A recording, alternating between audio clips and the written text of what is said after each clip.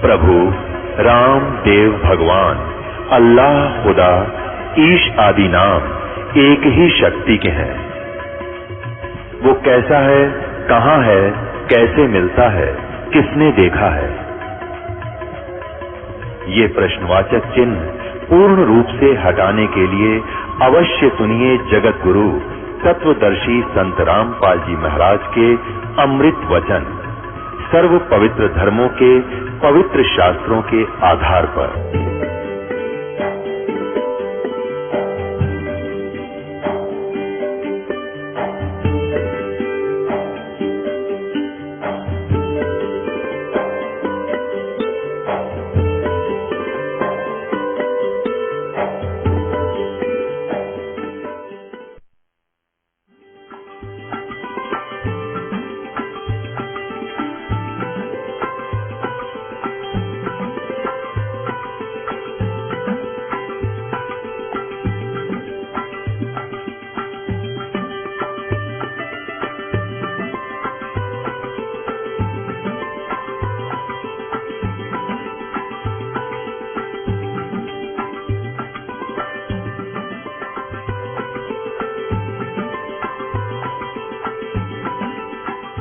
गरीबदास साहब जी कहते हैं, जगत का पेख ना पेखा, धनी का नाम ना लेखा। जो स्वयं आ रहा गोदी में उसका जिक्र भी नहीं, और शंकर भगवान के नंबर बने या ऐसे ही बन रहे हैं जिनके नंबर सबके। जैसे ये दास श्री कृष्ण जी, विष्णु जी, शंकर भगवान, हनुमान जी और श्याम जी, इन सब के पुजारी थे। जैसे बच्चे ने तो शिक्षा में पास हो जाए वो बहुत बड़ी उपलब्धि मानी जाती है, तो वो पास हो जाते, शुक्र मना करते अपने भगवानों का। फिर रोजगार प्राप्त हुआ, सर्विस लगी, शुक्र मनाया अपने भगवानों का। संतान में हुई, उस शुक्र मनाया इन्हीं भगवानों का। अब पता चला कि ये तो कुछ दे ही नहीं सकते, ये तो पिछले संस्कार फलन थे, एज इट इज साइनों का पूर्व निर्धारित जो लिखा हुआ प्रारब्ध था वही मिल रहा था। और पूर्ण परमात्मा कबीर जी हमारे संस्कार भी चेंज कर देते हैं, हमारे पाप का नाश करके हमें सुखी कर सकते हैं, दुख का निवारण कर सकते हैं। ये था वो धनी। कहते जगत का पेख ना पेखा, धनी का नाम ना लेखा। जो सब कुछ करता उसका जिक्र भी नहीं था। अब क्या होता है,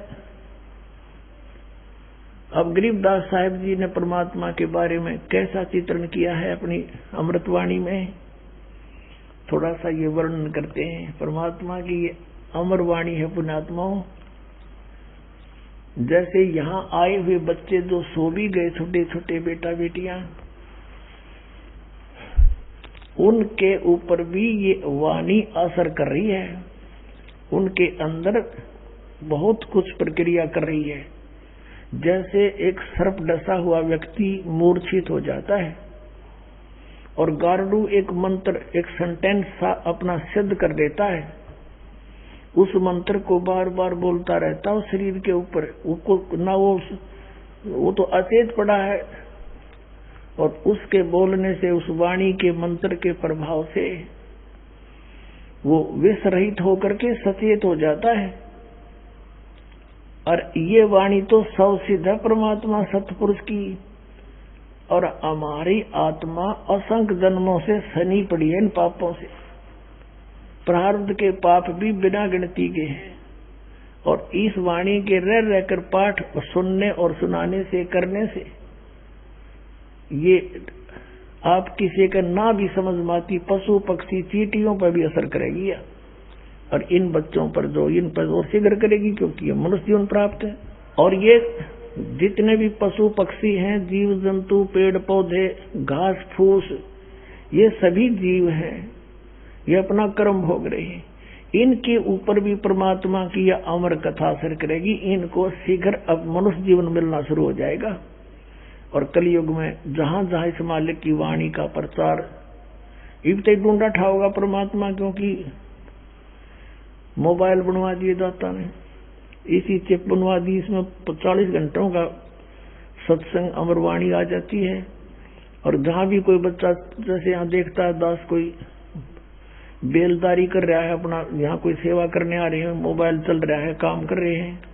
खेतों में भी अपने जेब में मोबाइल चल रहा है और काम कर रहे हैं। वाणी वहां भी चल रहे हैं, सुन रहे हैं, मंत्र चल रहे हैं। तो जहां जहां ये वाणी फैलेगी उन सब का उद्धार होगा, इस सत्कर मान लेना, और मनुष्य जीवन प्राप्त होगा।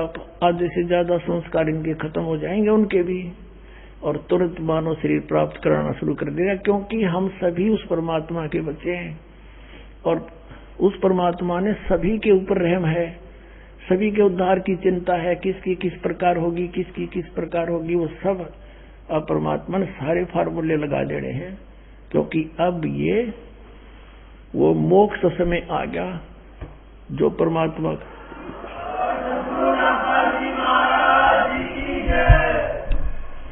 तो कहने का भाव दास का ये है कि इस अमर वाणी ने जितनी बार सुना उतना ही थोड़ा,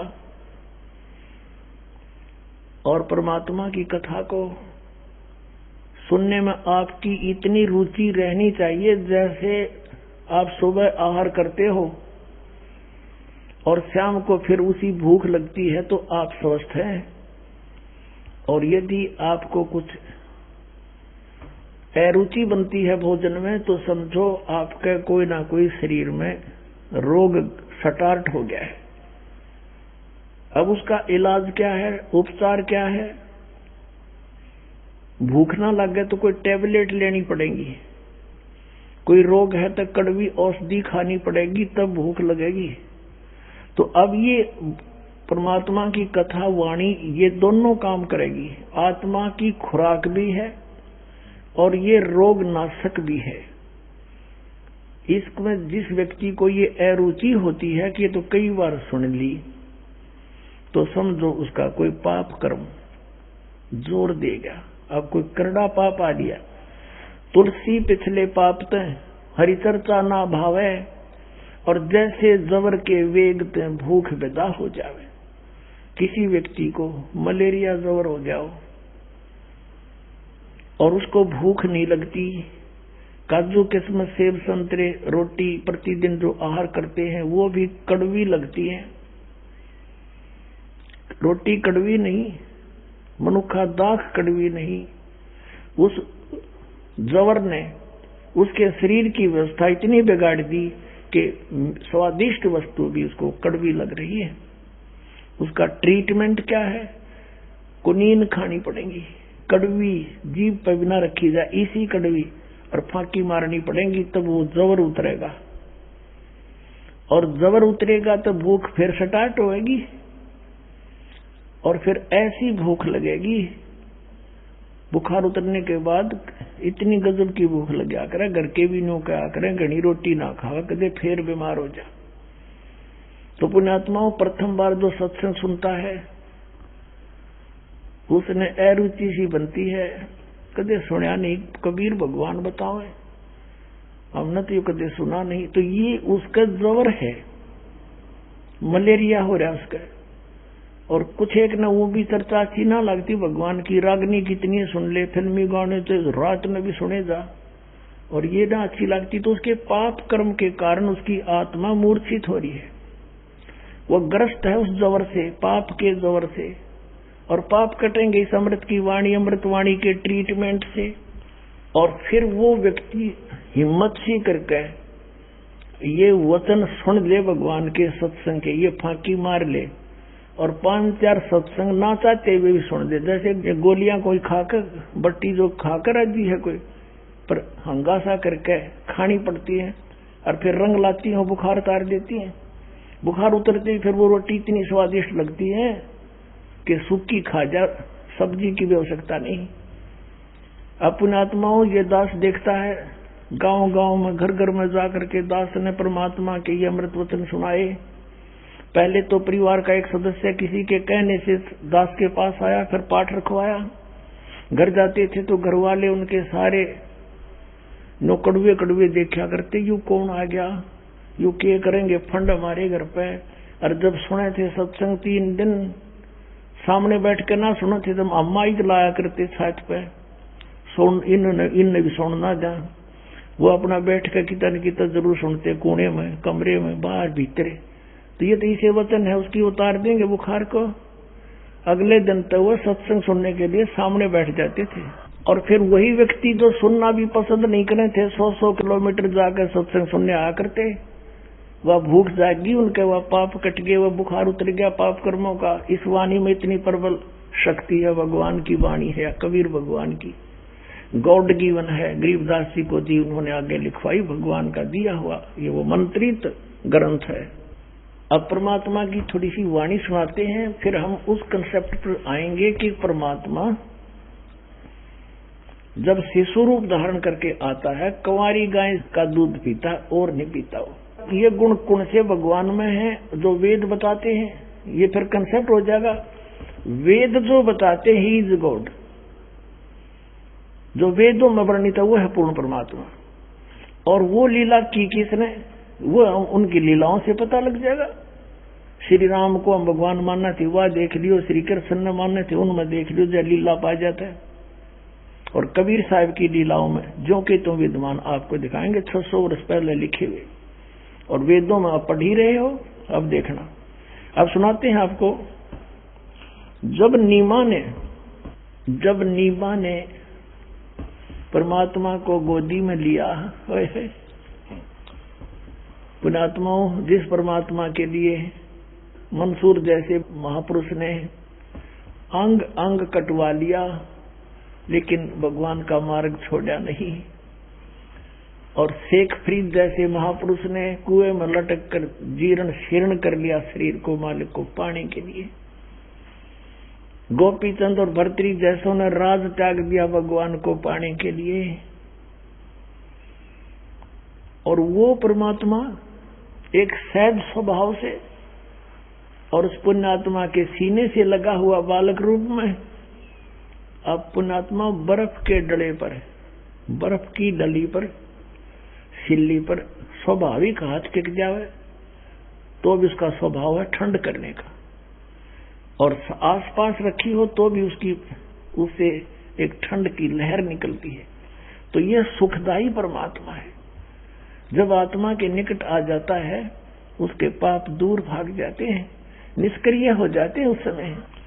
अब गरीबदास साहिब जी क्या बताते हैं उनकी अमृत वाणी में, परमात्मा से प्राप्त वाणी में आपको सुनाते हैं। 84 बंधन कटे कीनी कल्प कबीर, भवन चतुर्दश लोक सब भाई टूटे जम जंजीर।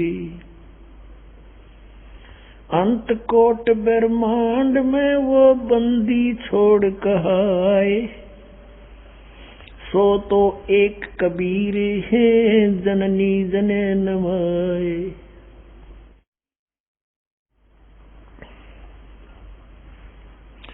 सेवक हो के उतरे इस पृथ्वी के माही, जीव उदाहरण जगत गुरु बार बार बलि जाही। जल थल पृथ्वी गगन में, जल थल पृथ्वी गगन में ये बाहर भीतर एक, पूर्ण ब्रह्म कबीर हैं ये अवगत पुरुष अलेख। सेवक हो के उतरे इस पृथ्वी के माही, जीव उदाहरण जगत गुरु बार बार बलि जाही। अपने आत्माओं, हमने भगवान सुना था पर उसके गुणों से परिचित भी थे, लेकिन ये देखा नहीं था, सुना कहीं कभी नहीं सुना था कि वो भगवान ऐसा है। अब पता चला कि वो परमात्मा जो हमारा भगवान है वो हमारे लिए कितना दुखी है।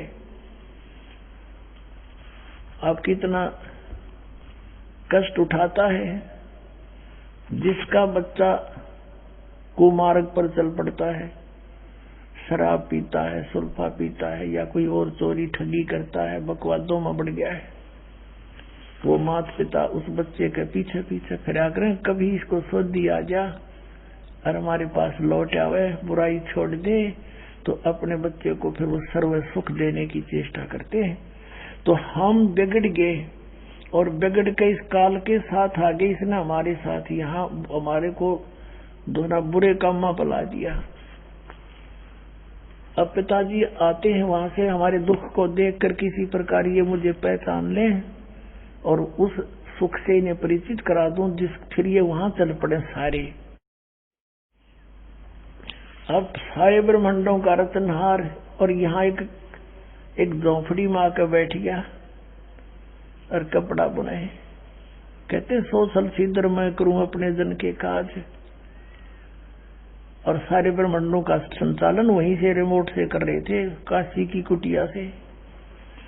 अब क्या बताते हैं गरीबदास साहिब जी, सेवक होकर उतरे, एक दास बनकर आए इस पृथ्वी के मां, और किस लिए?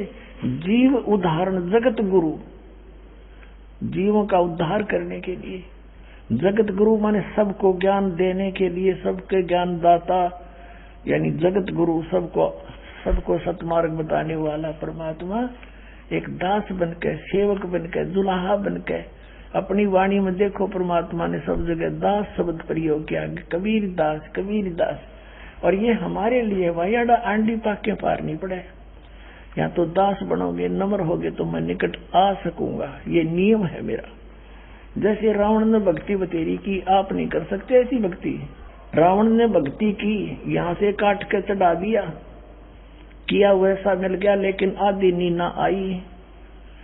कहते हैं बिन आधीनी के, कहते हैं आधीनी के पास है ये पूर्ण ब्रह्म दयाल, मान बड़ाई मारियो बे अदबी सरकाल।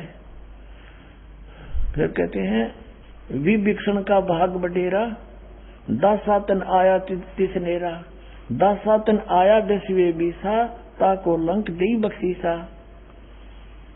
तो उसने जैसे विभीषण के अंदर दास भाव था, वो कबीर परमेश्वर जो मनिंदर नाम से आए हुए थे उनका शिष्य था, और रावण में एक अहंकार था, उसमें दास भाव नहीं था, उसका सर्वनाश हुआ। तो यहाँ ये शिक्षा दे रहे हैं कि भाई तुमने नम्र बनना पड़ेगा, मुझे बुलाने के लिए, मुझसे लाभ लेने के लिए। यहाँ पर अहंकार नहीं चलेगा। कभी यो मन पापी अभिमान करने की चेष्टा करे तो याद रखे हमारे भगवान भी किस तरह रहा करते थे। कोई दानक कहे, कोई ढेड कहे, कोई दुलाहा कहे, कोई बुंडा कहे, कोई गुंडा कहे, लेकिन सबकी सहन करते हुए अपने उद्देश्य को पूरा कर रहे थे। आप जी ने भी ऐसे ही करना है। कहते हैं मान अमान करो क्यों ना कोई, मम संत शरण और जगत जान छोई।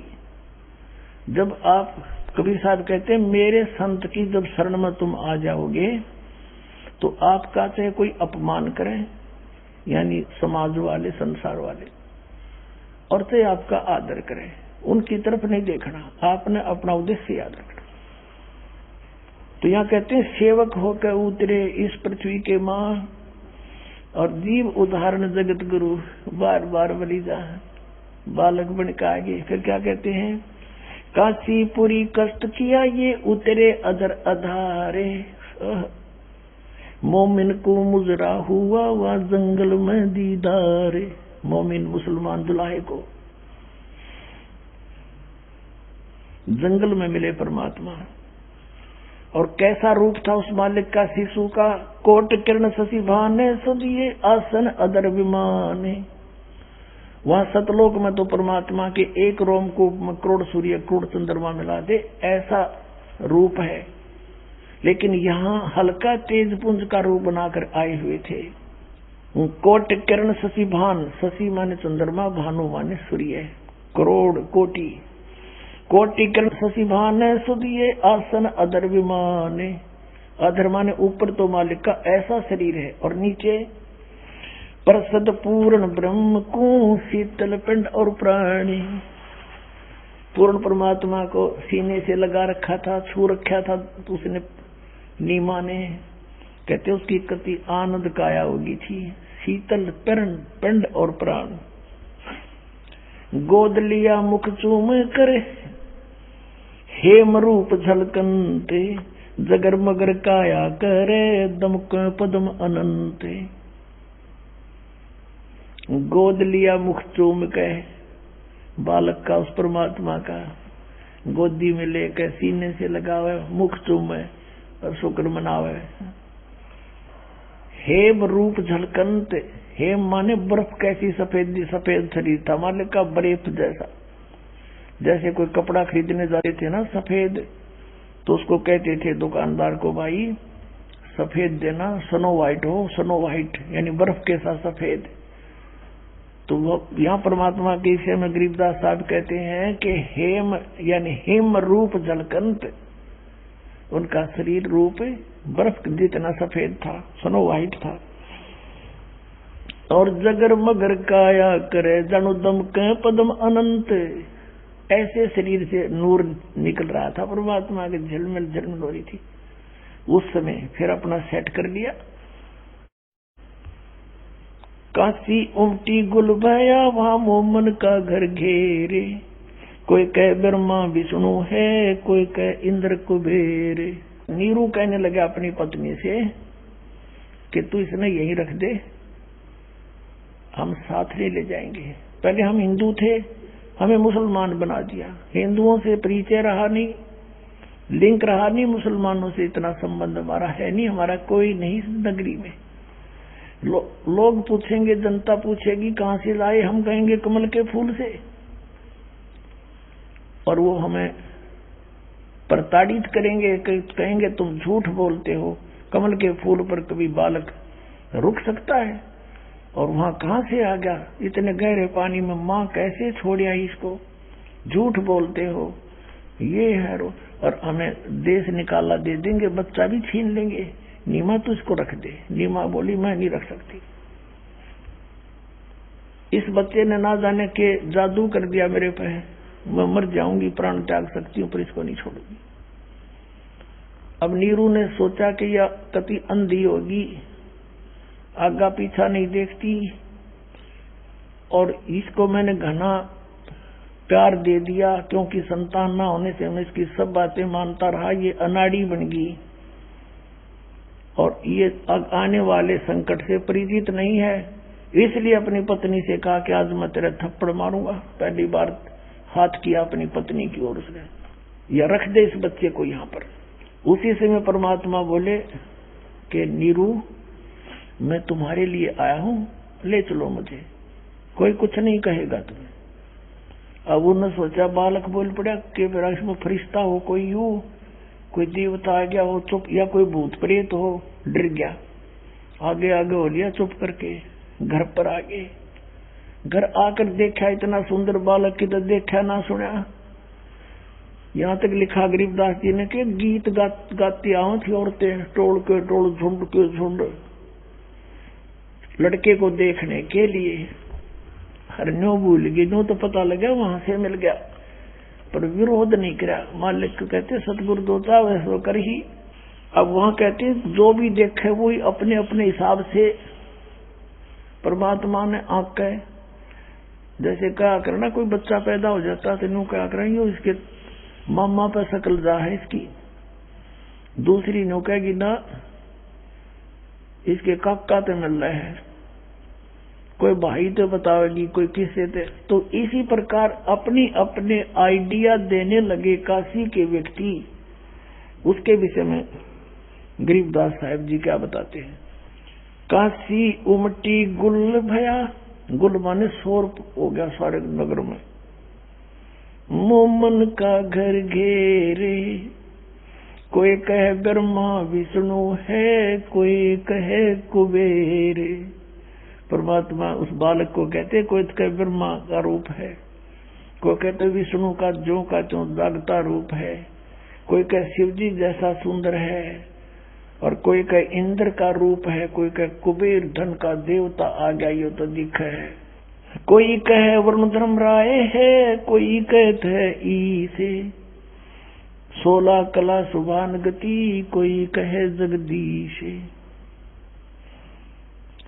भक्ति मुक्ति ले उतरे, भक्ति मुक्ति लेकर उतरे, और मेटन तीनों ताप, एक मोमन का डेरा लिया, कहे कबीरा बाप। परमात्मा के विषय में गरीबदास साहब कहते हैं कि भक्ति और मुक्ति लेकर अवतरित हुए, मालिक यहाँ पर उतरे और मेटन तीनों ताप हमारे सब दुख दूर करने के लिए आए थे।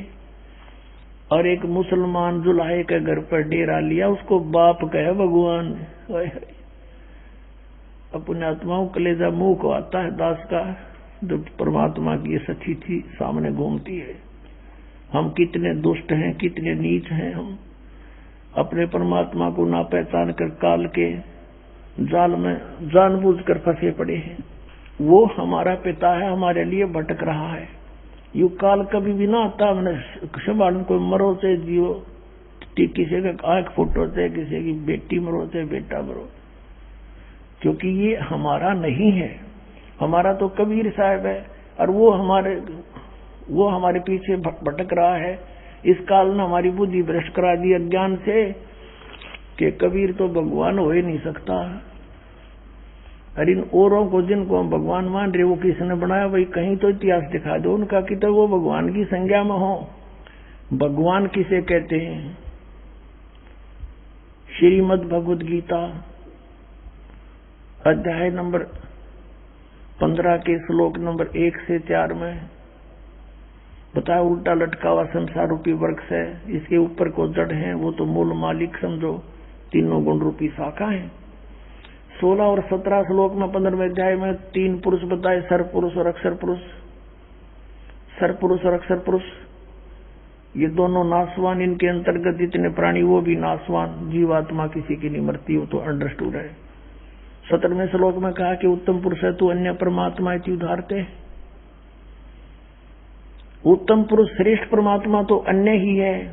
वो कौन है? 8वें अध्याय के 1 श्लोक में अर्जुन ने पूछा परमात्मा आपने। 7वें अध्याय के 29वें श्लोक में गीता जी में कहा, वो तत्परम को जानकर सारे अध्यात्म से परिचित व्यक्ति सब कर्मों को समझ करके और जरा और मरण से छूटने का प्रयत्न करता है। यहाँ की किसी वस्तु की इच्छा नहीं रहती उसकी। तो किम तत्परम, वो तत्परम क्या है? 8वें अध्याय के प्रथम मंत्र का उत्तर उसने 3रे श्लोक में दिया 8वें अध्याय की, कि वो परम अक्षर ब्रह्म है। वो गीता ज्ञानदाता से अन्य है। परम माने श्रेष्ठ, सबसे श्रेष्ठ। 15वें अध्याय के 17वें श्लोक में उसी परम अक्षर ब्रह्म के विषय में कहा है कि उत्तम पुरुष है। उत्तम पुरुष श्रेष्ठ परमात्मा तो अन्य है, किससे? सर पुरुष और अक्षर पुरुष से, 16वें श्लोक में जो वर्णित है। और वही परमात्मा कहता है, परमात्मा जो श्रेष्ठ भगवान, जो किसी को दुख नहीं दे केवल सुख दे, उसको भगवान कहते हैं, स्वामी कहते हैं। नहीं तो कसाई भी स्वामी है अपने बकरियां का, पर वो सुखदायी नहीं है। तो इस प्रकार ये काल हमारा स्वामी बना हुआ है और हमें बकरे समझ रहा है। ये हम इसको स्वामी मान रहे हैं, प्रभु मान रहे हैं अपना। हमारा स्वामी तो सतलोक में है और वो यहाँ हमारे लिए भटक रहा है, आता है। वो परमात्मा है, वो दुख नहीं देता किसी को। अब यहाँ के भगवानों को आप देख ले, कपिल मुनि जो है, कपिल ऋषि, ये यहाँ के 24 अवतारों में से एक है, कपिल भगवान।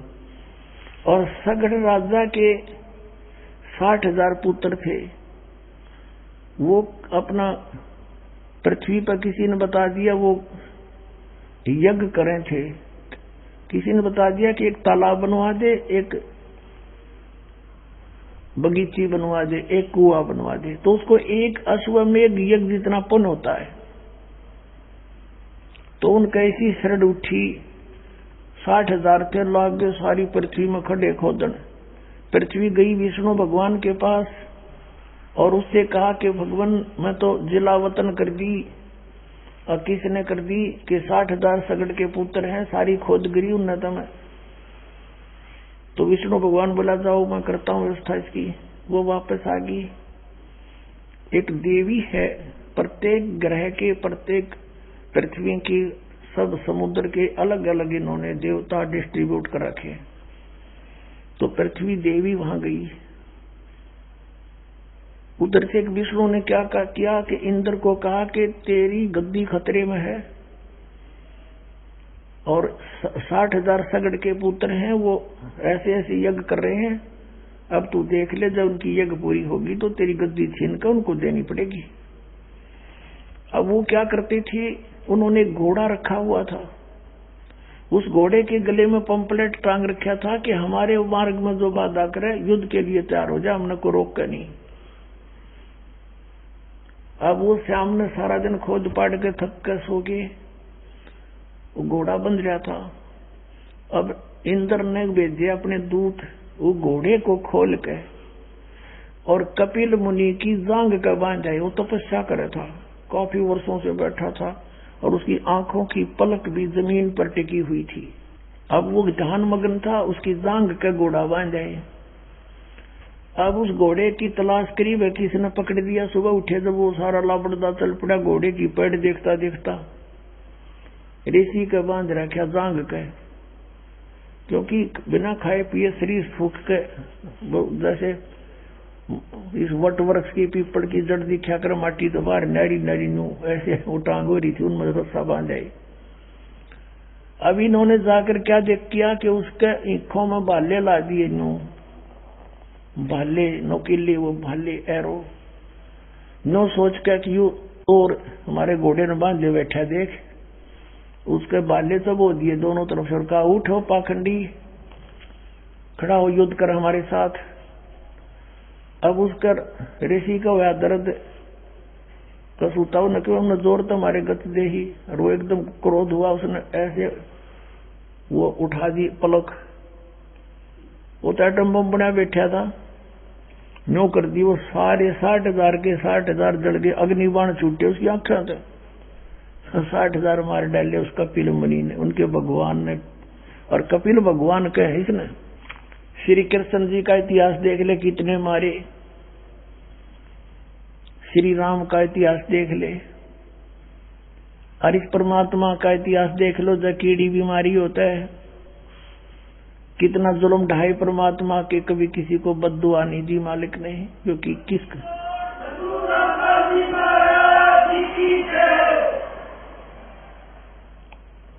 अब इसको पता किसने मारूं, सब मेरे ही तो हैं, अपने के मारे जाकर किसी पे। अब आपने ऋग्वेद में पढ़ा, वो सहनशील है, वो कबीर देव सहनशील है, परमात्मा वही है सहनशील। देख लो इतिहास किसी के आज तक, तो वो परमात्मा इति उदाहरता है, वो परमात्मा भगवान कहता है। तो ये हमारे परमात्मा है, हमारे भगवान है, हमारे लिए भटक रहे हैं, ये सुख सुख देते हैं, दुख नहीं देते। सतलोक में जब चले जाएंगे वहां दुख नाम की वस्तु नहीं है। तो अब हम उस पर आते हैं। अब 25 दिन के हो गए परमात्मा, ना दूध पीवे ना अन्न खावे, दूध न पीवे न अन्न भाखे, नहीं पालने झूलंत, माँ ही पालने झूलंत, माँ ही यानी पालने में झूलंत, अदर अमान ध्यान में वो कमल कला फूलंते। अब क्या बता रहे हैं कि ना दूध पीवे ना अन्न खावे, और शरीर ऐसे प्रोग्रेसिव था, ऐसे बढ़ रहा था जैसे कमल बढ़ा करे। कमल के फूल, कमल का पौधा किसी दल में तो होता ही हो, वहां कितना पानी चढ़ जा, एकदम पानी फ्लड टाइप भी आ जा, वो साथ की साथ ऊपर चढ़ता चला जाता है, इतना नीचे से इतना प्रोग्रेस कर जाता है।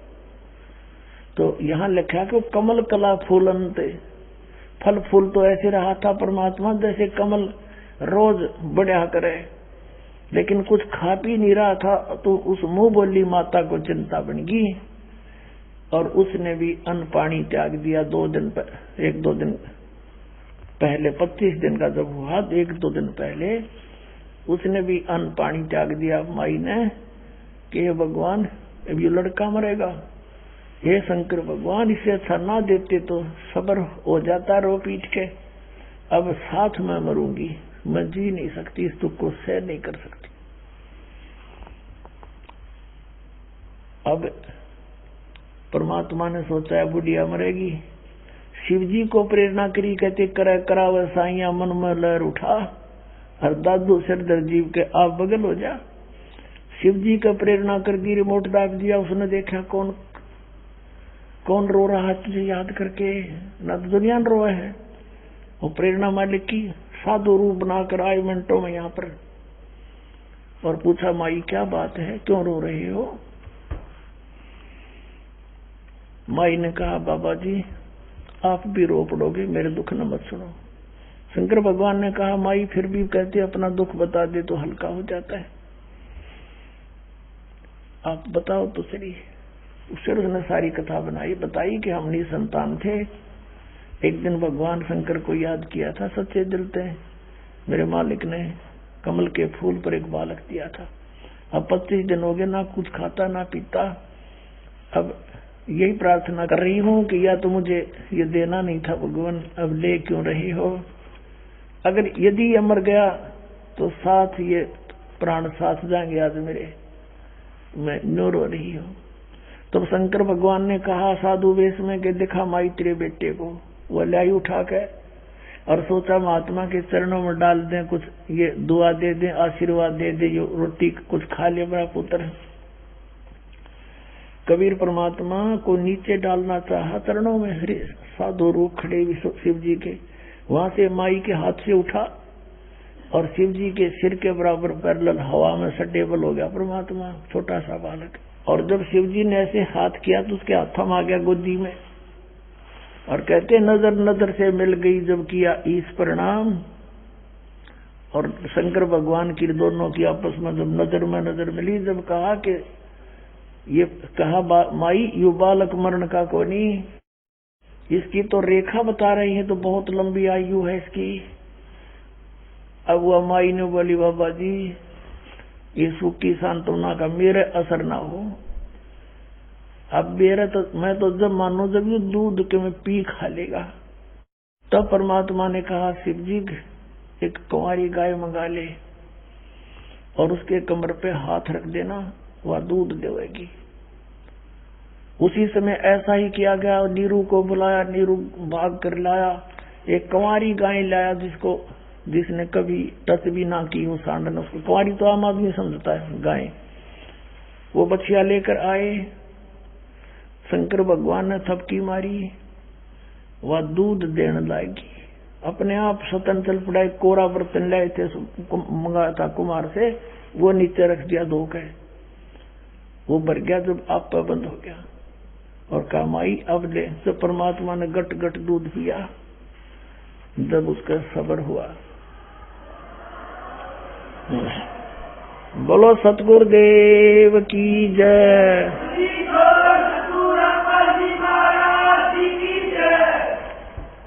अपनात्मा अगरीबदास जी ने क्या बताया है? शिव उतरे शिवपुरी से, अवगत बदन बिनोदे,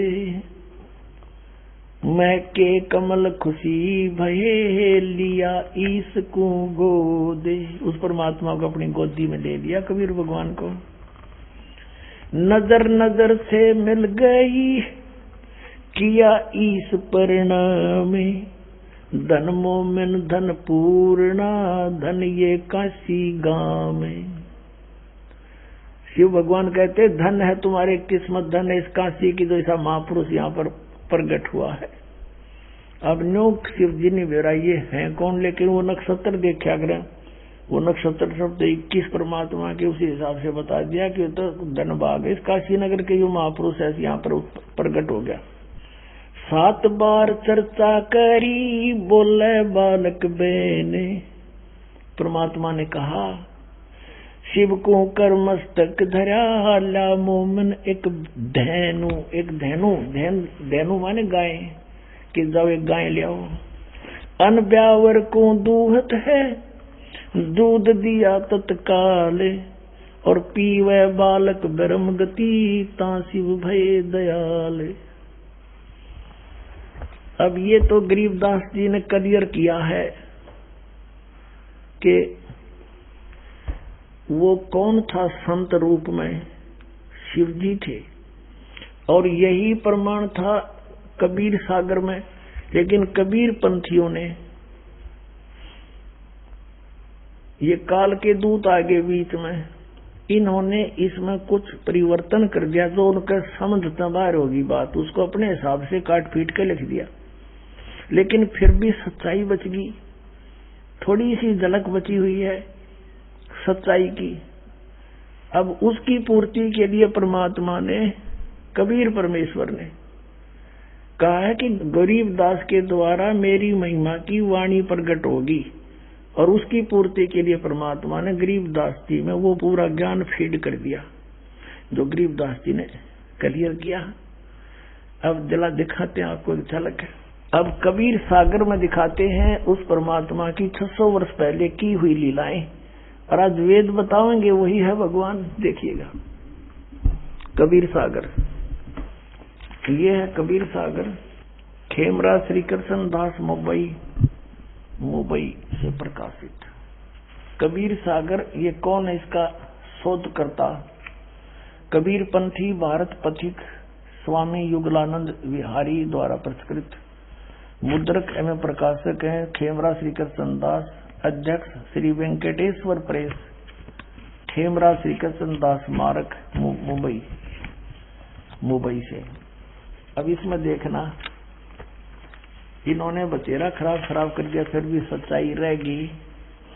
ज्ञान सागर और पृष्ठ 72 पे, जब बच्चा मिल गया उसको, सुन दुल्हा बन भयो आनंदा, जिमी चकोर पायो निश्चंदा, ले सुध चले हर्ष मन कीन्या, तासो पुन अस बोल ही दीन्या, सुत काशी को ले चले लोग देखण ते आवे।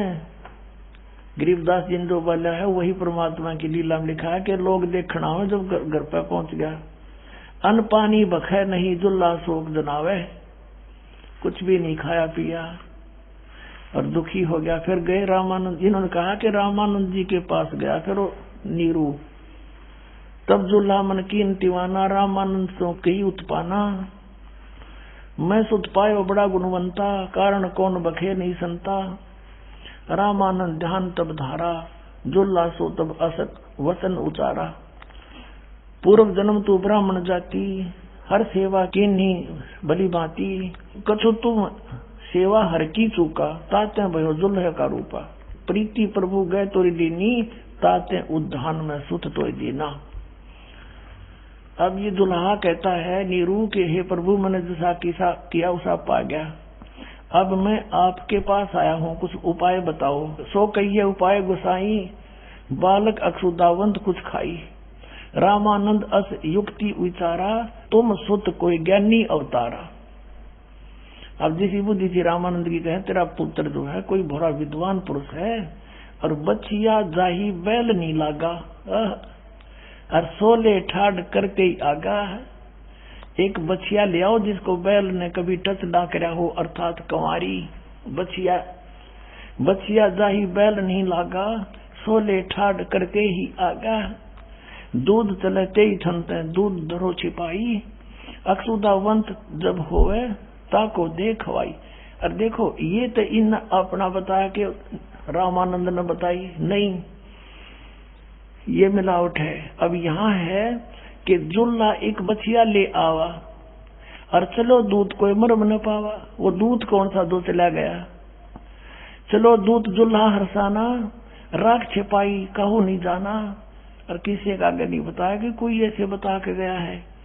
अब ये दूध कौन था, अब यहाँ इन्होंने रामानंद से जोड़ दी। और लेकिन कहते हैं इतनी दगा काल की छाई, फिर भी तत् बिंदु की टेक रह जाई। ये स्पष्ट है कि दुल्हा एक बछिया ले आवा, चलो दूध कोई मरम नहीं पावा, चलो दूध दुल्हा हरसाना। वो दूध तो चला गया और बड़ा खुश हुआ जो बच्चे ने दूध पी लिया। अपने आत्माओं, ये तो कबीर सागर में आपने देखा, ये तो भगवान की लीला। उस परमात्मा ने ऐसी वो करता ही है, वो कर रखी है। अरे भी इसकी गवाही दे रहे हैं वेद, और वेद जिसका गुण गावे ही इज गॉड, तो कबीर इज गॉड।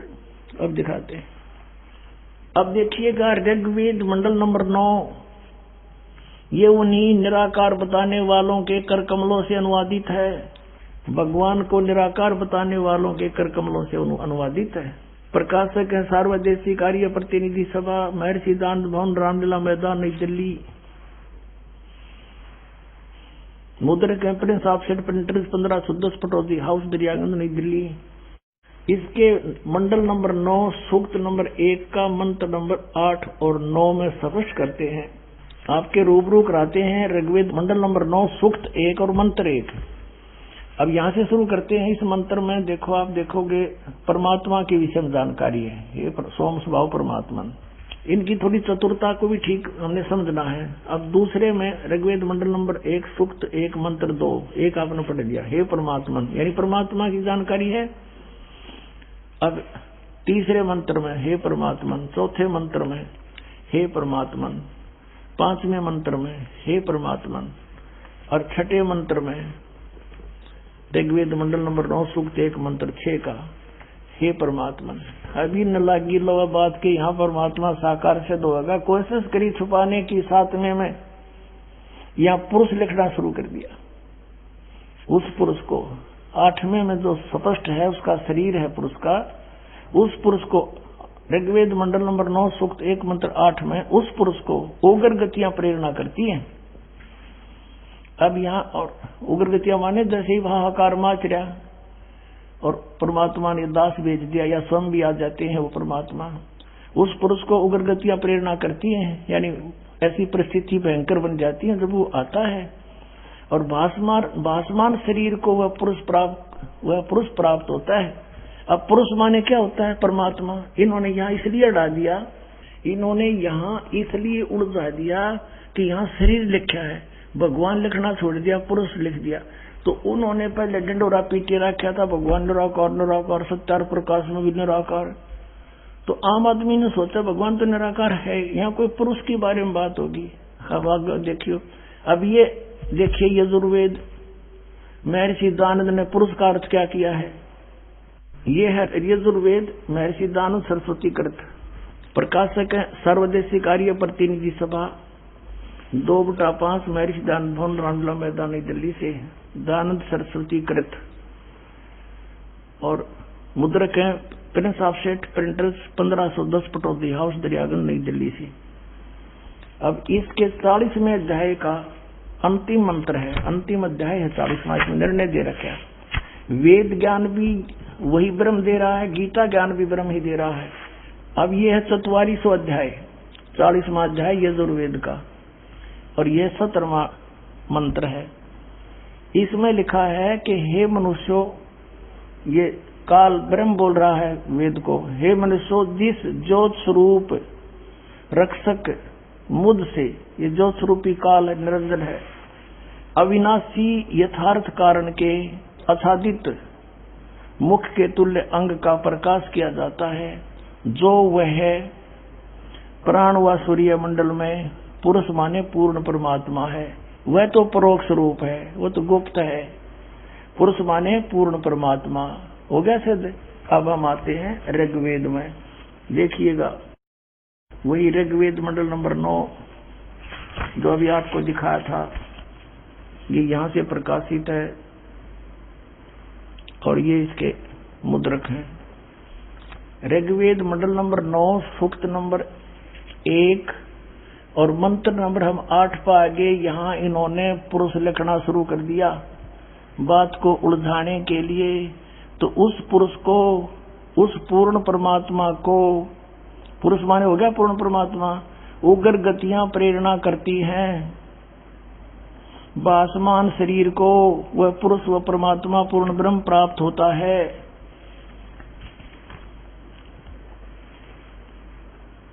और जिसमें 3 प्रकार के दूसरों को वारण करने वाला मधु में शरीर मिलता है। अब देखो, अब यहां पर आते हैं ऋग्वेद मंडल नंबर 9 सूक्त 1 मंत्र 9 में उस, अब देखो 100 माने परमेश्वर होता है, 100 जगह लिख रखा है ना 100 माने परमात्मा। ये देखो 100 जगह 100 माने परमात्मा, लेकिन यहां ना लिखा, पुरुष लिख दिया। यह लिखना था उस पूर्ण परमात्मा को जो शिशु रूप में आता है, सब अभी अधन्या धेनव, धेनु माने गौवे, अभी अधन्या माने पूर्ण रूप से कंवारी बिना दनाई, अधन्या कहते हैं बिना दनाई को।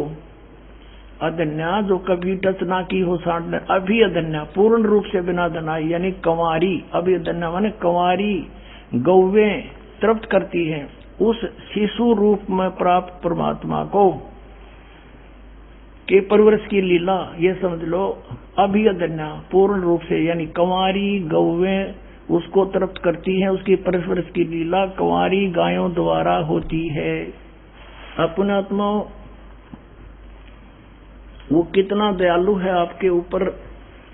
उस परमेश्वर ने ये समय निर्धारित कर रखा है आप सबको पार करने का, और कंप्रोमाइज कर रखा है इस काल ने कि कलयुग में आप कितने जीव ले जाना। तो पुण्यात्माओं, जैसे परमात्मा आते हैं, अच्छी आत्माओं को मिलते हैं, उसको ज्ञान से परिपूर्ण करते हैं। उनमें से एक आदरणीय धर्मदास साहिब जी हैं, जिनको परमात्मा मिले।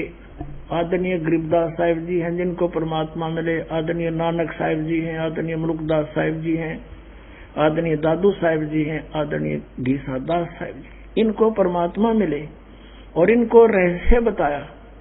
उनमें से धर्मदास साहिब जी से जो मिले, उन्होंने लिपिबद्ध किया जो वार्ता भगवान से हुई। तब धर्मदास जी परिचित हुए उस लोक से और देखा यह हाल हमारा। तब कहे भगवान आप तो दयालु हो, दया कर दो अपने बच्चों पर, इनको ले चलो वही। तो परमात्मा ने कहा आप देख रहे हो ये काल के दूत कैसे झूठ बोल रहे हैं।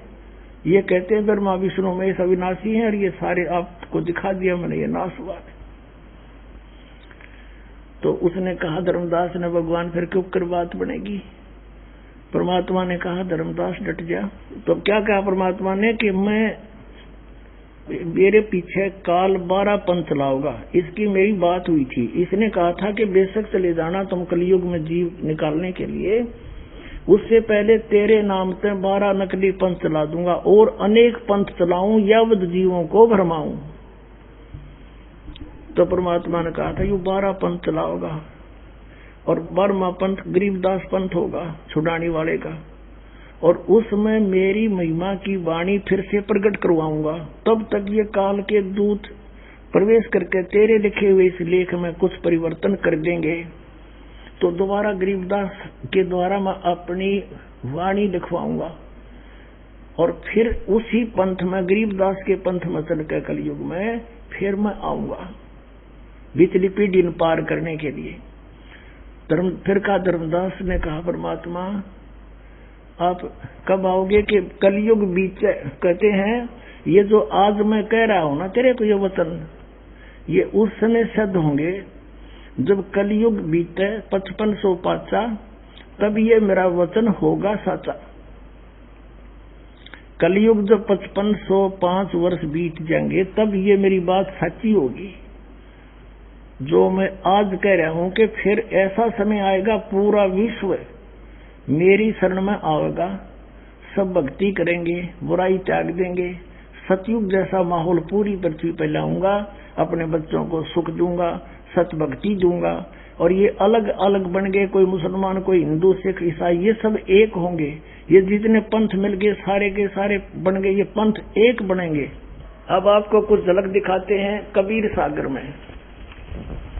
पुणात्माओं, ये अमृत ज्ञान है और आपके ऊपर मेहरबान है भगवान, सच कर मान लेना।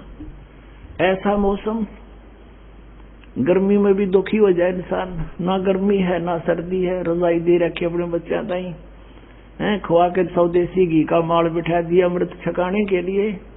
अब सुनो ध्यान तो उस मालिक की बाणी आपको रूबरू कराते हैं। एक पहले तो हम दिखाते हैं वर्तमान में एक इस शिवजाल जी के द्वारा चलाए हुए राधा स्वामी पंथ से अलग बना हुआ एक पंथ जय गुरुदेव मथुरा में। वो एक पुण्यकर्मी प्राणी है, तुलसीदास साहेब उनका नाम है, जो वर्तमान में मुखिया है, प्रवर्तक है, गद्दी पर बैठा है जय गुरुदेव पंथ मथुरा में। वो सन 1954 से पहले से सत्संग करता हुआ आ रहा है, आज तक जीवित है वो। ये पुण्यकर्मी प्राणी थे, पूर्व जन्म में कभी परमात्मा के साथ रहे थे इस युग में, और ये भक्ति खूब दृढ़ हुई, पार हुए नहीं, फिर काल के फंस गए। अब इनको नचा रहा है, दुरुपयोग कर रहा है, और अपने परमात्मा के बच्चों को मिसगाइड करने के लिए इनका प्रयोग कर रहा है। सन 1971 में इसने एक भविष्यवाणी करी। किसने? जय गुरुदेव पंथ के मुखिया श्री तुलसीदास साहिब ने, जो वर्तमान में गद्दी पर बैठा है। इसने कहा था कि अभी आपको पढ़कर सुनावांगे उसी के द्वारा। 28 अगस्त 1971 में इसने एक स्टेटमेंट दी सत्संग में कि एक महापुरुष का जन्म एक छोटे से गांव में हो चुका है और वो पूरे विश्व में शांति लाएगा। उसका आदर मानव समाज में सभी मानव करेंगे। इतना बड़ा समर्थन मिलेगा जो आज तक किसी को नहीं मिला। फिर किसी ने पूछा कुछ दिन के बाद कि वो कौन है, कहाँ है, हमें बता दीजिए। तो इसने 7 सितंबर 1971 को फिर स्टेटमेंट दी कि वो अवतार जिसकी लोग प्रतीक्षा कर रहे हैं वो आज 20 वर्ष का हो चुका है। दास का जन्म 8 सितंबर 1951 को हुआ। 7 सितंबर 1971 को ये दास पूरा 20 वर्ष का था।